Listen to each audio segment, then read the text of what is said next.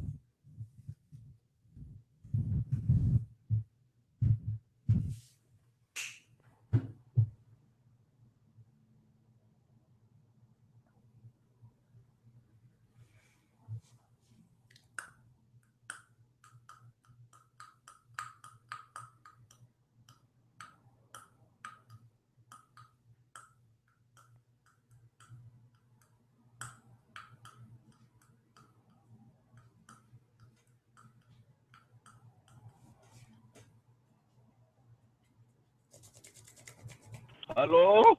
Hello? Okay, let us talking. Okay. All We will right. be talking. We will do the talking.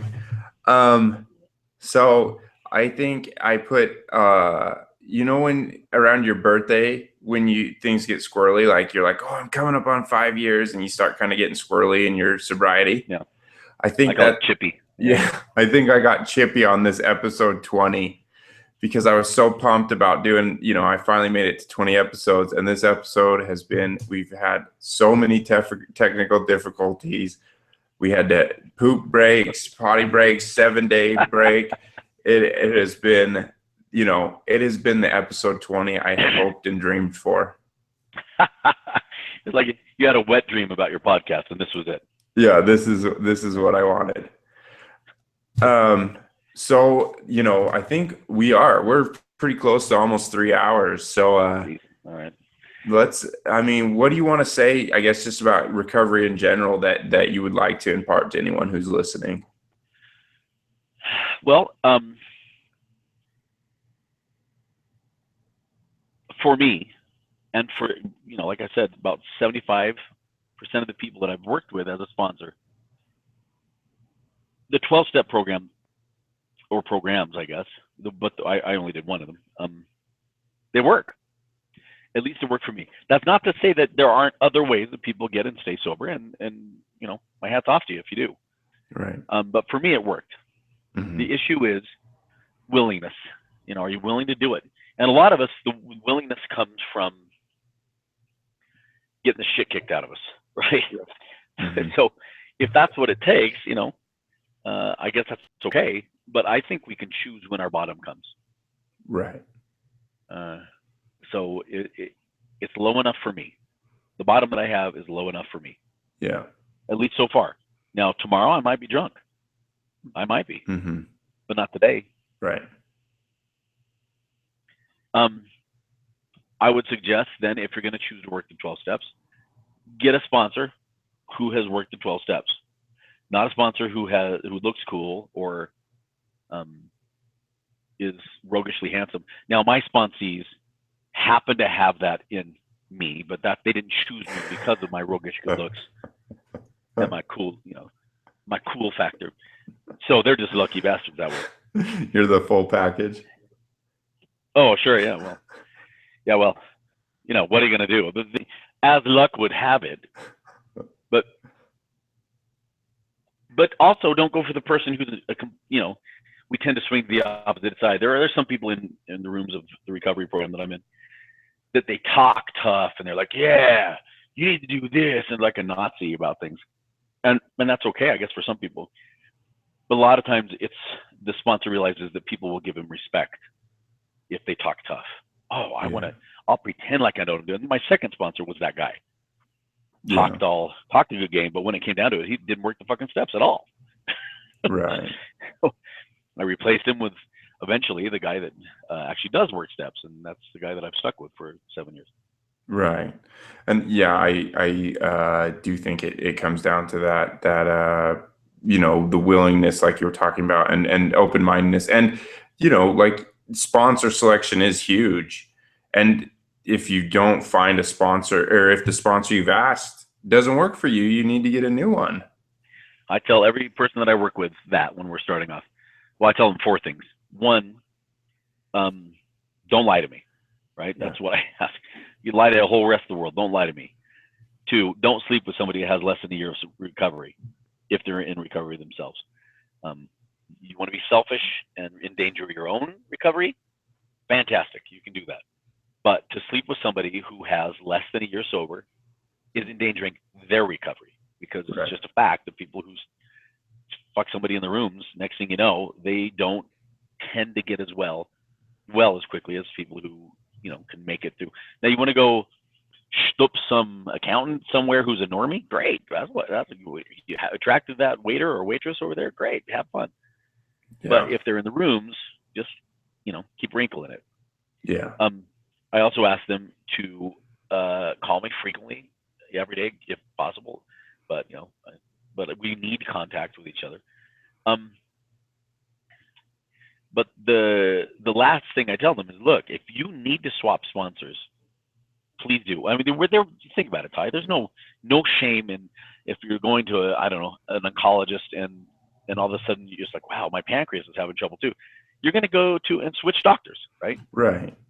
It's no commentary on the one doctor. It's just that you need something from the other doctor. So if you need to swap sponsors, great, good on you. Have fun. Yeah. Yeah, I think that's important. Okay, so I always like to ask this question. There's so many little, what are the mottos inside the rooms of recovery? What's the one that really stuck out to you and works for you, and why? Well, I will quote Viv Savage from the movie Spinal Tap. Have a good time all the time.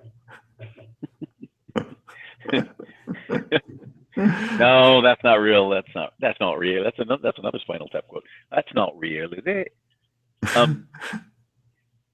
Let's see. I think it's one that I thought I made up, but I probably didn't. Which is, do your best. Let God take care of the rest.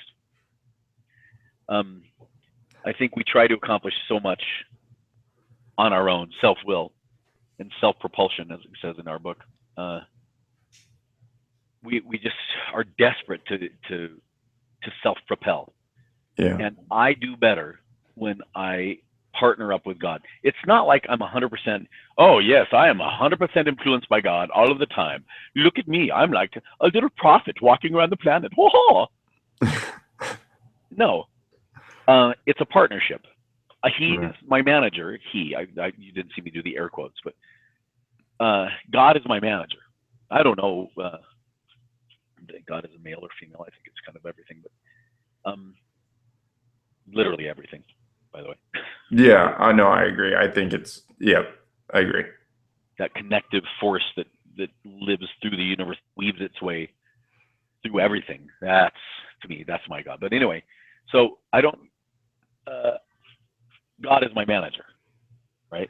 And I just try to be managed. I try to put myself in a position of saying, wait, what do you want me to do? Okay, I'll do it, right? Mm-hmm. And it doesn't work all the time, and I'm not connected to God all the time, but I would like to be. And so I try to stop whenever I can and listen and get guidance. Last night, I was doing some volunteer work for my son's autism school, and he was running around, and I stopped and said, because I was starting to get frustrated, and I said, okay, take a couple of deep breaths, and said, God, help me know how to handle this situation with Charlie. And you know what?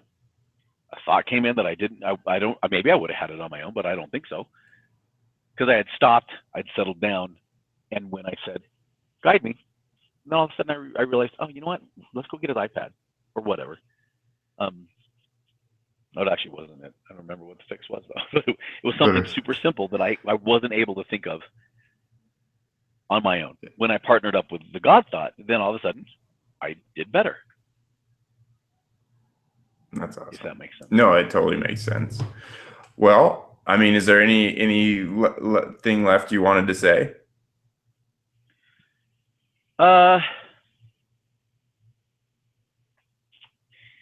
Yeah. I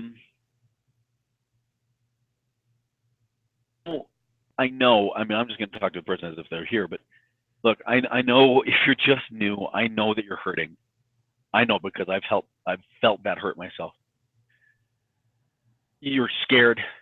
If you're like me, you're terrified. You're terrified you're going to fail, and at the same time, you're kind of terrified that you're not going to fail. You're not going to drink again. I was scared that I would drink again. I was also scared that I wouldn't drink again. Yeah. There is, though, a world of good things waiting for you. There are going to be some shitty times for sure. But if you partner up with a creator of your own understanding, you can have a source of strength and comfort and love and guidance that can walk you through anything. I walked through my dad's death because of my reliance upon my creator to carry me. And my creator also infused people around me with the thought to take care of me and walk me through. So a fellowship of people surrounded me and carried me through that too. There's nothing you can't do if you don't rely on God and other people to help you through it. Yeah. And I know this is going to sound cheesy, but honest to heaven, look, you reach out to Ty, and if you need help, you know what? I would almost give out my phone number, but I don't want to. But if you really need help, ask Ty, and I'll talk to you. I don't care. Yeah. I'm sure as hell will. I'm lucky in my career as a musician.